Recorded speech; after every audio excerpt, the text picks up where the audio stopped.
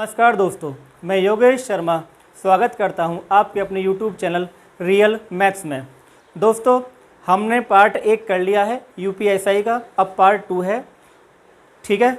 और इसमें हम बहुत सारे सवाल डिस्कस करने वाले हैं जो छूट गए हैं पहले पार्ट के अंदर, वो इसमें कवर करेंगे। दोस्तों, ये बहुत ज़रूरी है कि हम किसी पेपर को बहुत अच्छे से कर पाएँ ताकि हम स्कोर कर पाएँ। तो आपको जो तरीके हैं, जो तरीके आपको चाहिए, वो तरीके मैं आपको प्रोवाइड करवा रहा हूँ। आपको इन पर प्रैक्टिस करनी है, इन पर अभ्यास करना है ताकि आप पेपर में बिल्कुल भी कंफ्यूज ना हो, बिल्कुल भी पैनिक ना हो। बड़े से बड़े सवाल को आप कैसे कर पाएंगे, वो सारी बातें हम इस वीडियो के अंदर सीखने जा रहे हैं। चलो देखते हैं दोस्तों, पहला सवाल क्या है। आज का हमारा पहला सवाल क्या है, ये एक मल्टीप्लाई है। और मल्टीप्लाई आप देख रहे हैं यहाँ पे, एक संख्या, दो संख्या और तीन संख्या, तीन संख्याओं की मल्टीप्लाई है। और तीन संख्याओं की मल्टीप्लाई का मतलब है कि वो समय आपसे बहुत ज़्यादा कंज्यूम कराना चाह रहा है। एग्जामिनर बड़ा तेज है, 2.5 नंबर की गुणा दे दी उसने। 2.5 नंबर में कुछ नहीं करा, खाली गुणा ही करवा रहा, मल्टीप्लाई करवा रहा है आपसे। और आप अगर ऐसे करने लग जाएंगे तो आप 5 मिनट ख़राब कर देंगे। और वो ये चाहता है एग्जामिनर कि बच्चा टाइम ख़राब करे। लेकिन अगर आपकी अप्रोच सही है तो आपको ये 2.5 नंबर बहुत आसानी से मिल जाएंगे। तो मैं आपको आज वही सिखाने जा रहा हूँ कि पेपर में सवाल कैसे किए जाते हैं। जो हमारी मुहिम है, जो हमारा मकसद है, वो यही है कि हमें एग्ज़ाम के अंदर कैसे सवालों से डील करना है, किस तरीके से डील करना है। चलो करते हैं इस सवाल को। आपने देख भी लिया होगा सवाल ये। तो हमें देख पा रहे हैं ये 44.897, ये 45.0086, 101.111। तो हम क्या करते हैं अपनी सुविधा के लिए, ताकि हम चीज़ों को आसान कर पाएँ, तो अपनी सुविधा के लिए हम क्या काम करेंगे कि इस संख्या को, ये 44.897 लगभग ये 45 के बराबर है, लगभग 45 के बराबर है। तो हम 45 रख लेंगे इसकी जगह, इस संख्या की जगह 45। ये 45 से थोड़ा फालतू है तो लगभग 45 के ही बराबर है। तो फिर दोबारा हमने 45 कर लिया। और ये 101 पॉइंट समथिंग है तो 101 ही कर लिया। अब ये आपको गुणा करनी है।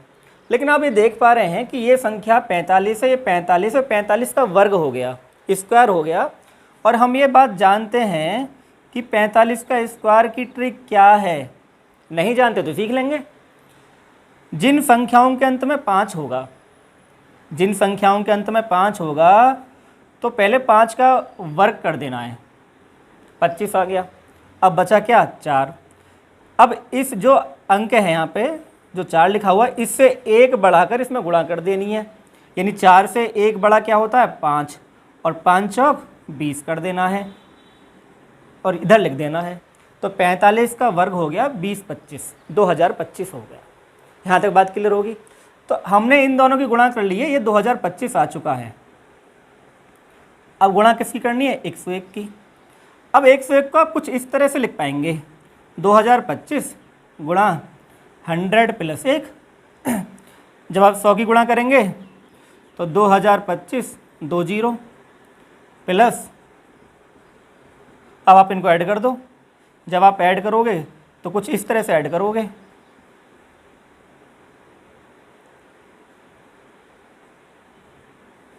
पाँच आ गया, 2 आ गया, 5 आ गया, 4 आ गया, 0 और 2। तो अब आपको देखना है कि ये जो आंसर आया, ये आंसर किसके करीब है सबसे ज़्यादा। तो हम एक देखते हैं, ऑप्शन है हमारे पास में, ऑप्शन में ये नहीं है, ये इसके करीब है। यानी ऑप्शन जो बी है, इसके करीब ये आंसर हमारा आ रहा है।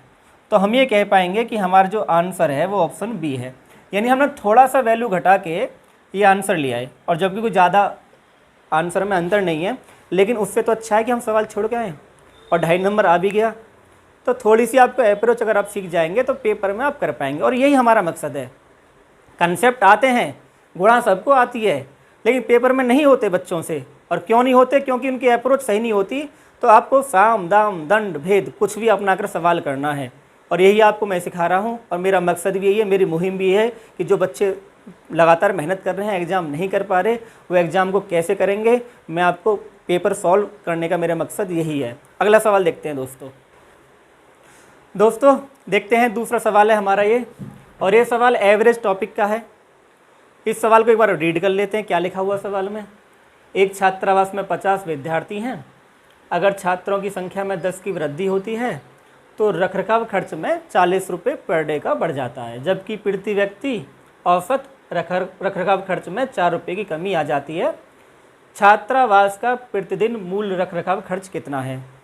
इस सवाल में कहानी कुछ इस तरह है कि अगर 4 दोस्त एक कमरे में रह रहे हैं, उनका कोई खर्चा होगा। अगर 2 दोस्त और आके रहना शुरू कर दें तो खर्चा तो बढ़ना है, लेकिन एवरेज खर्चा में कमी आएगी।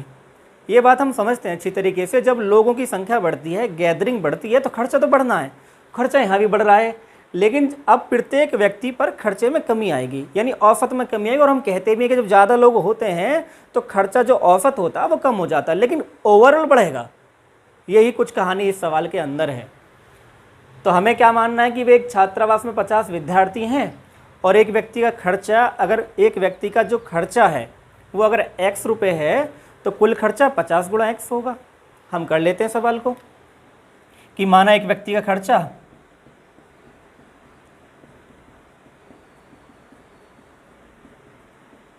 तो खर्चा x रुपये है, तो कुल खर्चा, मूल खर्चा क्या होगा? इसमें लिखा हुआ मूल खर्च, तो मूल खर्च होगा 50 गुणा x। तो यहाँ तक आप समझ पाए बात को। हमसे यही पूछा, हमें x का मान ही निकालना है, तो हम ये मानेंगे भी हमारा जो खर्चा है वो 50x हो रहा है। लेकिन जब 10 बंदे आए तो खर्चा बढ़ा, और खर्चा कितना बढ़ा? 40 रुपये बढ़ा, तो 40 ऐड कर देंगे तो हमारे ये खर्चा हो गया। उसके बाद ये जो वैल्यू है, ये जो पद है, ये किसके बराबर होगा? क्योंकि 50 लोग थे, 10 आए हैं, तो अब जो संख्या है वो 60 है। और एक व्यक्ति अब x रुपये खर्च नहीं करेगा। अब लिखा हुआ है कि 4 रुपये की कमी आ जाती है प्रति व्यक्ति, यानी अब प्रति व्यक्ति जो खर्चा होगा वो x - 4 होगा। ये भी खर्चा है, ये भी खर्चा है, इसलिए दोनों बराबर हैं। बात समझ में आ गई आप लोगों को? अब आपको सॉल्व करना है इस सवाल को। समीकरण जम चुकी है।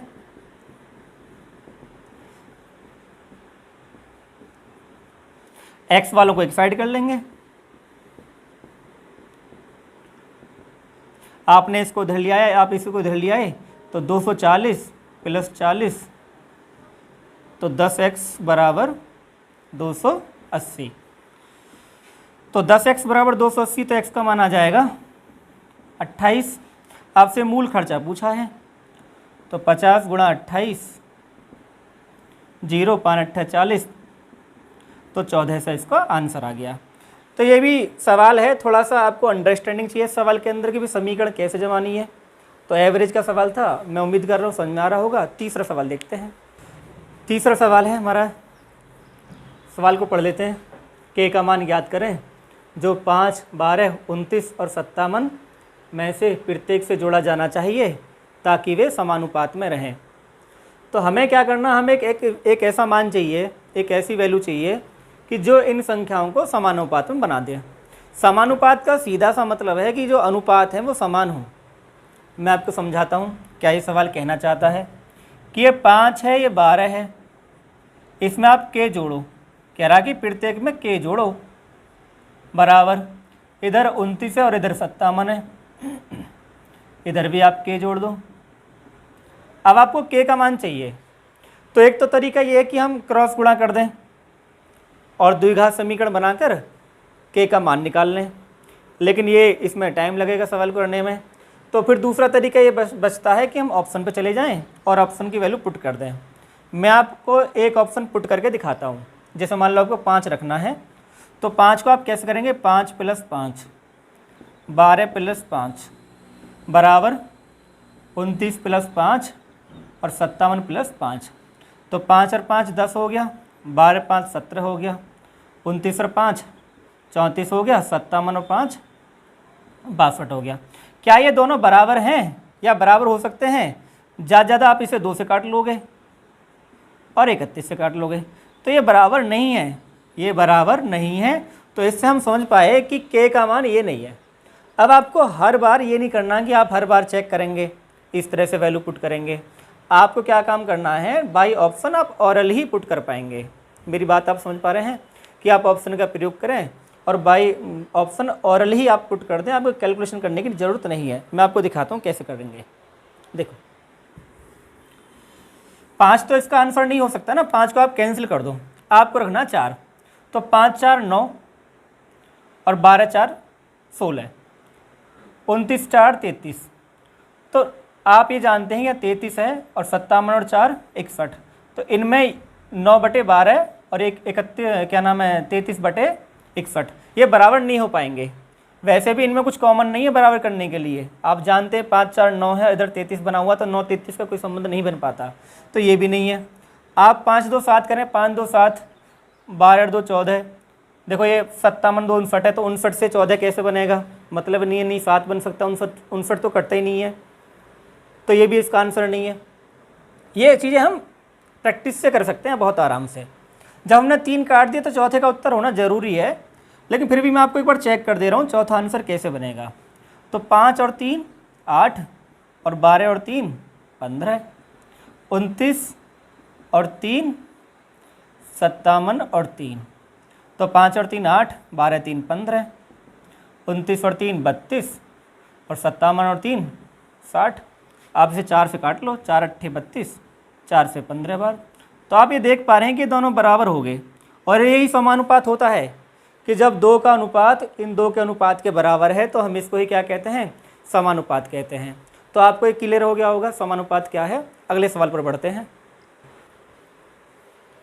ये जो सवाल है ये लैसे में से आपको टॉपिक होते हैं LCM HCF, उससे जुड़ा हुआ सवाल है, लेकिन आपको पढ़ के पता नहीं चल पाएगा कि ये लैसे का है मैसे का है, क्योंकि यही इसकी खूबसूरती है सवाल की कि आपको पता ही नहीं चल पाए। और एग्जामिनर भी यही चाहता है कि आप लोग ध्यान न दें, छोड़ दें सवालों को, लेकिन कुछ नहीं है। एक तो देखो कमरे की न्यूनतम संख्या आवश्यक होगी, ये बात थोड़ी हमें इंडिकेट करती है, पता कैसे चले। दूसरा ये कह रहे कि कमरे में बैठे हुए छात्रों की संख्या समान हो।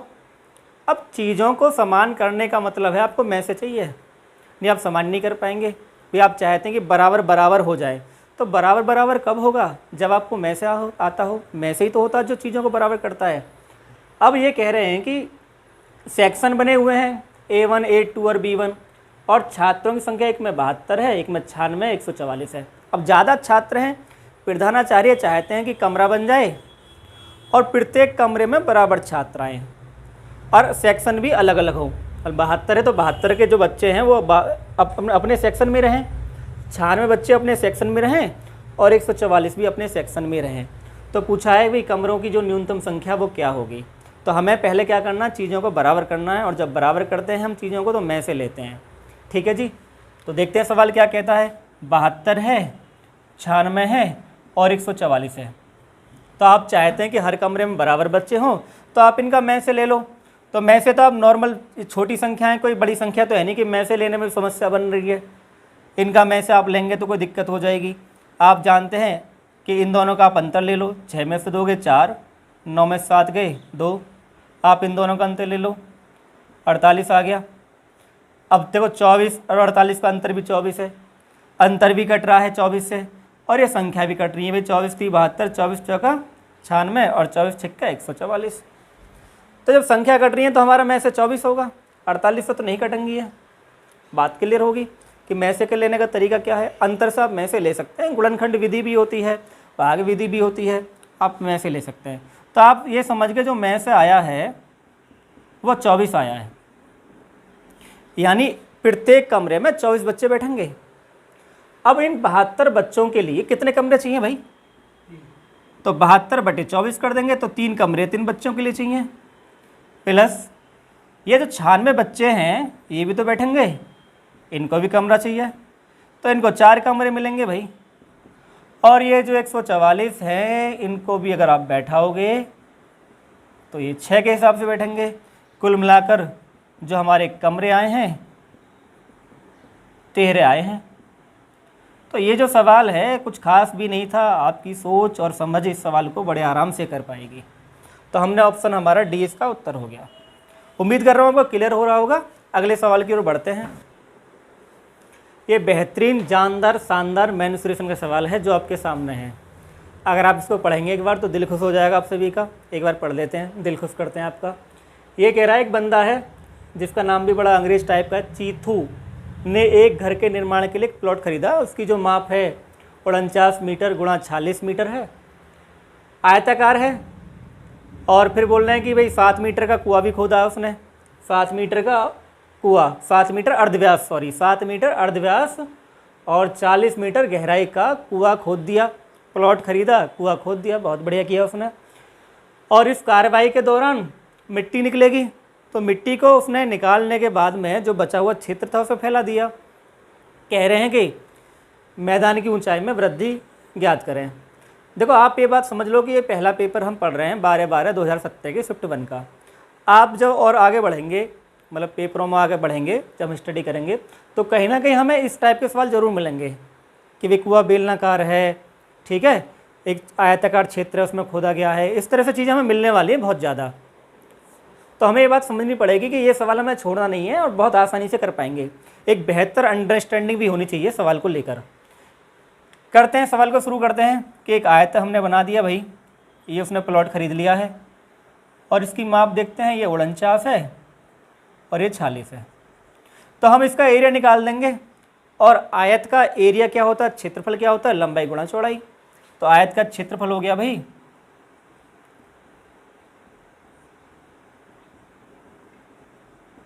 49 गुणा 46।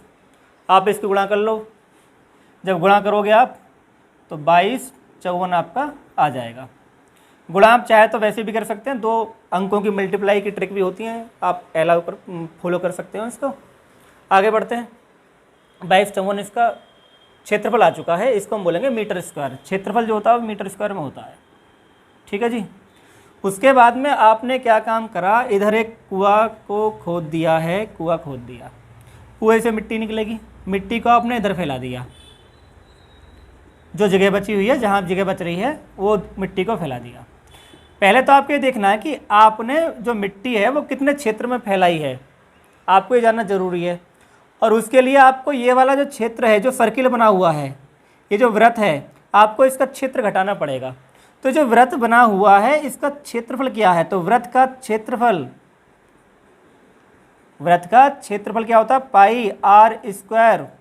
आप वैल्यू पुट कर सकते हैं 22/7। आर का मान दिया हुआ है, अर्धव्यास जो होता है वो आर होता है, रेडियस होता है, अर्धव्यास यानी व्यास का आधा। तो 7 × 7, 7 से 7 कट गया जी, 22×7 154 आ गया। अब आपको ये जो एरिया है वृत्त का, इसका क्षेत्रफल मिल चुका है, पूरे आयत का क्षेत्रफल मिल चुका है। अगर हम पूरे आयत में से ये घटा देंगे तो ये वाला हिस्सा आ जाएगा जहाँ मिट्टी फैलानी है, तो आप माइनस कर दो। 154 को आप माइनस करो जी, 0 0 1 2100, यानी मिट्टी को जो फैलाना है, ये 2100 क्या है, मिट्टी को फैलाने के लिए बचा क्षेत्र कितना है जी, 2100 है। तो यहाँ तक तो कोई दिक्कत नहीं है, इधर आपको इतना समझ में आ चुका है। अब जब आपने मिट्टी फैलाई तो ऊंचाई बढ़ेगी, बात क्लियर हो रही है। जब आपने मिट्टी फैलाई तो ऊंचाई बढ़ेगी। तो पहले तो आपको ये देखना है कि मिट्टी कितनी है, मिट्टी कितनी है जो आपने फैलाई है। तो आप ये बात जानते हैं, जो मिट्टी निकाली है आपने इसके कुआं के अंदर से निकाली है, और जब इसमें ये वृत्त है, जब इसमें गहराई आप बना देते हैं तो फिर ये बेलन बन जाता है। जब आप किसी सर्किल पे, सरफेस पे जब गहराई बना देंगे, ज़मीन पर जब गहराई बना देंगे, वृत्तनुमा गहराई बना देंगे, तो क्या बनेगा, बेलन बनेगा। और जो मिट्टी है वो बेलन के आयतन के बराबर ही होगी। तो मिट्टी कितनी है, वो क्या होगा, बेलन का आयतन। तो हम ये कह सकते हैं कि निकाली गई मिट्टी कितनी है, निकाली गई मिट्टी किसके बराबर है, निकाली गई मिट्टी किसके बराबर है जी, बेलन के आयतन के बराबर है। Is that clear. अब बेलन का आयतन आप सभी जानते हैं कि बेलन का आयतन क्या होता है, बेलन का आयतन होता है जी πr²h। आप वैल्यू पुट कर देंगे, पाई का मान 22/7 होता है, रेडियस हम जानते हैं 7 × 7 होती है, और h का मान हमें दिया हुआ है, गहराई है, और वो है 40, ऊपर लिखा हुआ सवाल में, तो गुणा 40 कर देंगे। तो 7 से 7 कट जाएगा, 22×7 154। 154 गुणा 40 जब आप करेंगे तो 0 इधर आ गया, 4 चक 16 का 6, 4 पंजे 20 और 1 21, 4 एकम 4 और 2 6, 6160 आ गया है। अब ये आपके पास आयतन आ चुका है 6160। देखो एक कन्फ्यूजन और रहता है बच्चों को कि भाग किसका किस में देना होता है, यानी इसमें भाग देना है उसमें भाग देना है। तो आप बात समझ लो, ये आयतन है और इसमें आयतन में जो होता है और ये क्षेत्रफल है। ऊंचाई आपको मैदान की करनी है ना, तो आपको इसका एच चाहिए ना। तो आप ये कह सकते हैं एक तरीके से कि ये 2100 गुणा एच बराबर 6160। ये तो आप जो ये बात बोलेंगे ये तो बोलेंगे कि 2100 में एच की गुणा करनी है, मैदान की ऊंचाई बढ़ानी है ना। मैदान की ऊंचाई बढ़ानी तो गुणा यहाँ करनी है एच की, और 6160 क्या है, मिट्टी है, टोटल मिट्टी फैलानी है। तो एच का मान निकाल लेंगे जी। तो एच बराबर 6160 बटे 2100, आपको भाग करना है। अब भाग करने में आप देख रहे हैं कि 21 है, मतलब 2100 210 है ना। तो आप इसे जब कैंसिल करेंगे तो 3 की गुणा करेंगे भाई, 3 0 0, 3 एकम 3, 3 दूनी 6, यानी 630 बार जाएगा। 210 में जब 3 की गुणा करेंगे तो 630 बार जाएगा, और 616 है यानी 2 से कम पे भाग हो जाएगा, यानी 210 दूनी आएगा 420, 210 दूनी 420। यानी आपको पता है कि पहला अंक 2 होगा। अब आपको आगे नहीं बढ़ना, ऑप्शन पे नज़र बनाए रखनी है। जब आप ऑप्शन आप देखोगे, इधर देखो ऑप्शन आपको दिख रहे हैं कि पहला ही है जिसमें 2 लिखा हुआ है, यानी 210 दूनी क्या होता है, 420 होता है। तो आपको आगे नहीं बढ़ना और ना ही भाग देना। ये सब 3 है 4 है 3 है, तो ये तो उत्तर हो नहीं सकते। तो हमारा जो ऑप्शन है यही आंसर होगा। और आपको ये बात भी जाननी है कि ऑप्शन पे नज़र बनाए रखनी है भाग या गुणा करते समय। सवाल बड़ा है लेकिन इम्पोर्टेंट है, 2.5 नंबर की बात है, छोड़ नहीं सकते, अंडरस्टैंडिंग करनी है। हर पेपर में, दूसरे तीसरे पेपर में हमें मेंसुरेशन को मिलेगा सवाल, हमें जूझना है सवाल से, और एक बेहतर सोच भी विकसित होती है इस सवाल के बाद में। और हमें ये भी देखना होता है कि जब बाद में हम कैलकुलेशन कर रहे हैं तो हम एक बार ऑप्शन भी देख पाएँ, तो तभी हम समय बचा पाएंगे। ये जो मुझे समय लगा है ये आपको समझाने में लगा है। जब हम आगे पेपर करेंगे, मेंसुरेशन सवाल आएंगे, इस तरह के सवाल आएंगे कि कुआं को खोदना है, मिट्टी निकालनी है, तो हम बहुत जल्दी से मैं आपको समझा पाऊँगा। तो मैं उम्मीद कर रहा हूँ आपको ये क्लियर हो गया होगा। अगला सवाल हम बढ़ते हैं, देखते हैं। ये जो सवाल है टाइम एंड वर्क का है, और इसको हम देखते हैं सवाल क्या कहना चाह रहा है ये, कि एक अनुबंध है, कॉन्ट्रैक्ट को 92 दिनों में पूरा किया जाना है और बराबर कार्य क्षमता वाले 260 व्यक्तियों को काम पर लगाया गया, जिसमें प्रत्येक प्रतिदिन 16 घंटे काम करते हैं।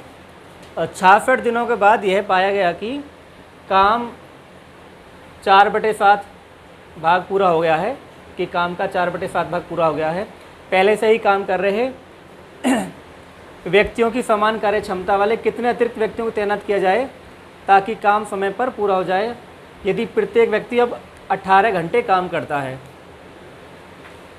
तो ये जो सवाल है, ये सवाल टाइम एंड वर्क का है, और एक इसका फॉर्मूला होता है। मैं आपको फॉर्मूला बता दे रहा हूँ। फॉर्मूला क्या है?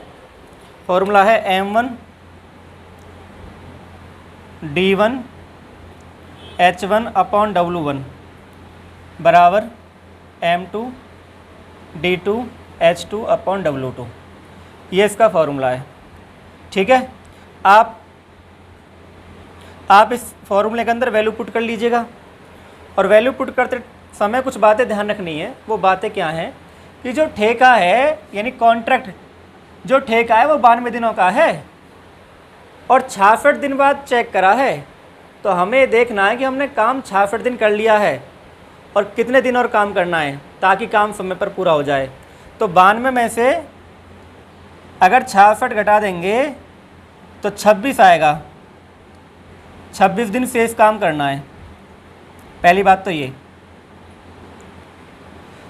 दूसरी बात क्या है जो ध्यान रखने वाली है, वो ये है कि काम का 4/7 भाग पूरा हो गया है, तो शेष काम कितना बचा भाई?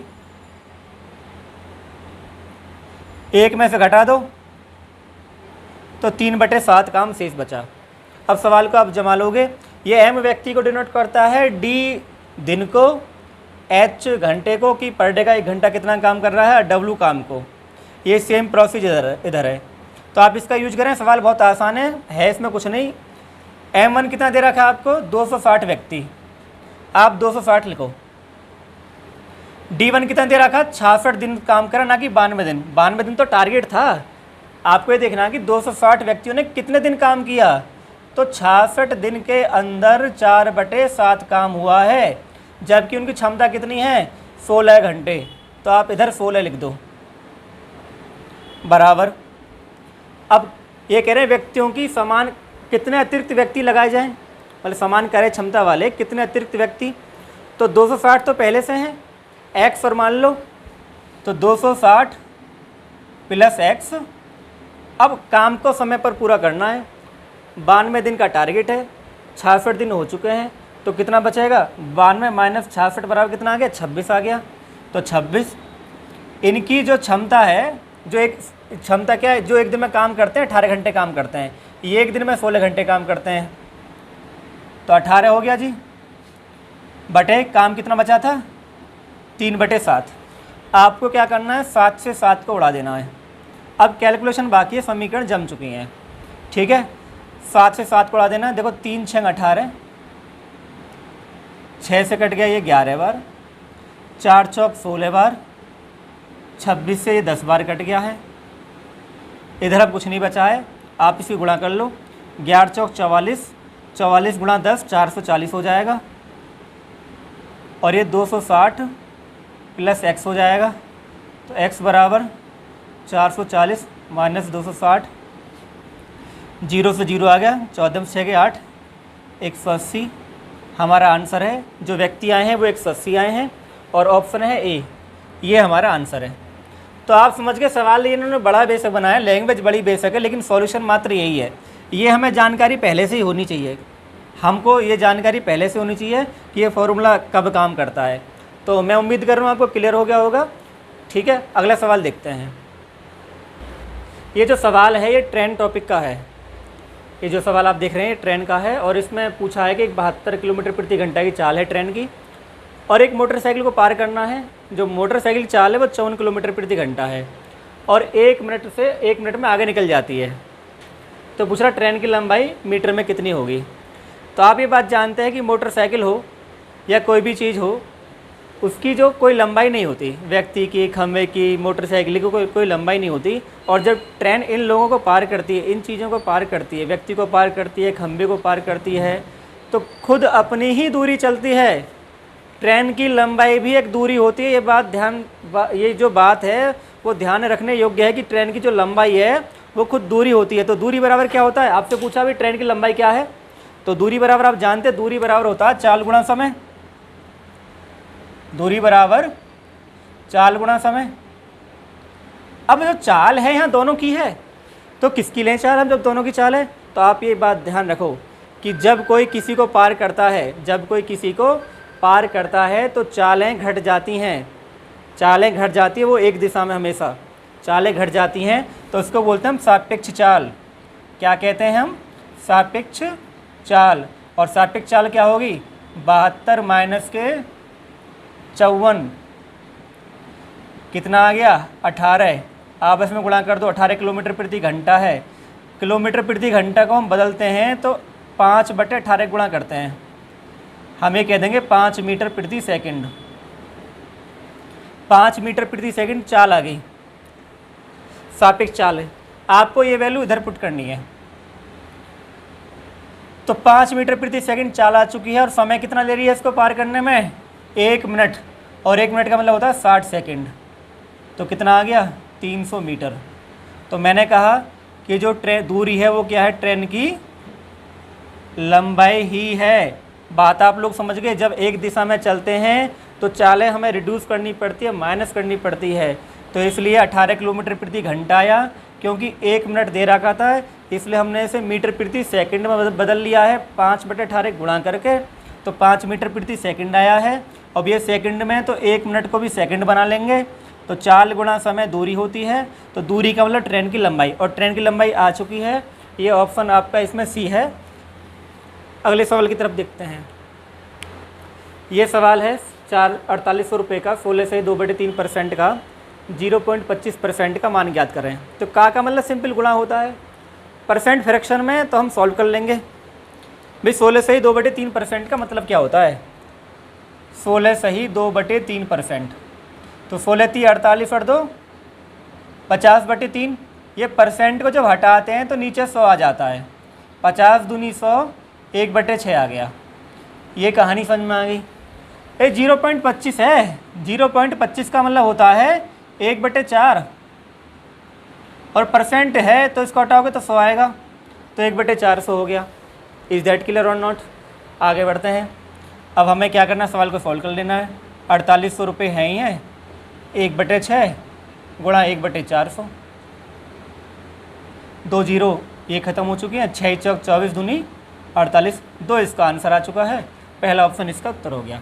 अगला सवाल देखते हैं। ये जो सवाल है ये भी मिक्सचर एलिगेशन का है, लेकिन इस सवाल में और पहले वाले सवाल में एक अंतर है। अंतर क्या है कि इसमें ये विक्रय मूल्य है, 194.40 क्या है विक्रय मूल्य है। देखो जब हम चीज़ों को मिलाते हैं तो एक क्रय मूल्य अगर मैं मिलाते हैं तो जो मिश्रण की कीमत भी क्रय मूल्य वाली ही होनी चाहिए, तभी एलिगेशन लगता है। मिश्रण की जो कीमत है वो भी क्रय मूल्य वाली होनी चाहिए, ना कि विक्रय मूल्य वाली होनी चाहिए।